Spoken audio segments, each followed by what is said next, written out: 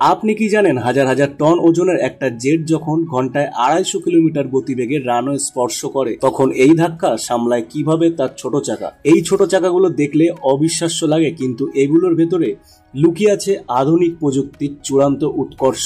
আজকের ভিডিওতে আমরা জানবো বিমানের চাকার এমন কিছু গোপন সত্য যা জানলে আপনি হতবাক হয়ে যাবেন। একটা সাধারণ যাত্রীবাহী বিমানের চাকা প্লেনের সবচেয়ে স্ট্রং অংশগুলোর মধ্যে একটা। বিমানের চাকার ভিতরে থাকে high pressure tyre, steel belt wire reinforced.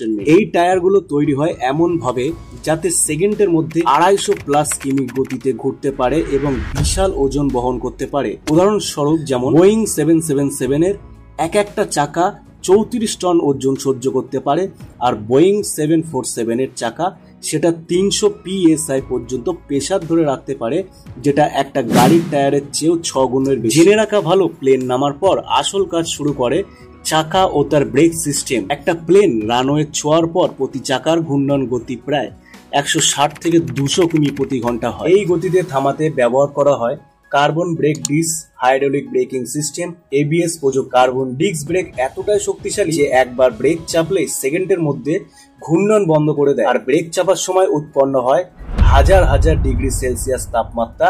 এই গরমে সাধারণত রাবার গলে যেত, তাই স্পেশাল হিট প্রুফ টায়ার লাগানো থাকে। অনেকেই প্রশ্ন করে থাকেন, এত ওজন, এত গতি, আবার এত গরম, তবুও বিমানের টায়ার কেন ফাটে? এর পেছনে আছে কিছু অবিশ্বাস্য কারণ। প্রতিটি টায়ার বানানো হয় heat resistant rubber, run flat designing থাকে, টায়ার ফুলেও কিছু দূর চলতে পারে। প্রতি টায়ারে ডুয়েল প্লে স্ট্রাকচার থাকে, মানে দুইটি স্তর, একটা ফাটলেও আরেকটি সাপোর্ট করে দেয়। আর সবচেয়ে বড় বিষয় হলো বিমানের প্রতিটি টায়ার থাকে প্রতিটি ফ্লাইটের আগেই চেক করে রাখা হয়।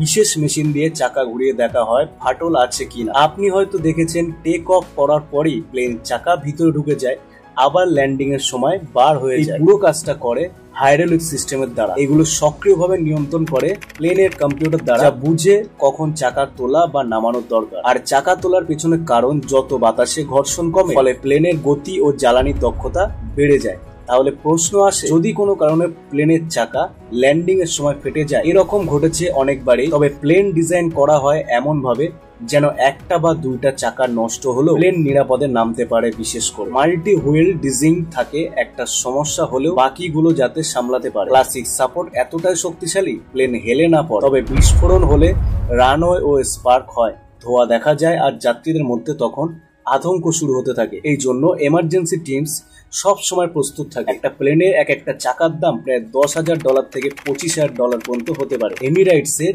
A380 এর 22টা চাকা থাকে, কিছু টায়ার মাত্র 250টা ল্যান্ডিং পর্যন্ত ব্যবহার করা যায়, তারপর বদলে ফেলতে হয়। বিমানের টায়ার নিট্রোগন গ্যাস দিয়ে পূর্ণ করা হয়, কারণ এটি তাপমাত্রায় বিস্তৃত হয় না। প্লেনের চাকা যতটাই ছোট হোক না কেন, তাদের কাজ কিন্তু বিরাট। চাকা ছাড়া প্লেন কিন্তু একেবারে অসম্পূর্ণ, আর চাকার এই জাদু না জানলে প্লেনের আসল মেকানিক্সও বোঝা যাবে না। ভিডিওটি যদি ভালো লেগে থাকে তাহলে অবশ্যই লাইক, শেয়ার আর চ্যানেলটা সাবস্ক্রাইব করতে ভুলবেন না। আর নিচে কমেন্টে জানান আপনি আর কি বিষয়ে জানতে চান। ধন্যবাদ।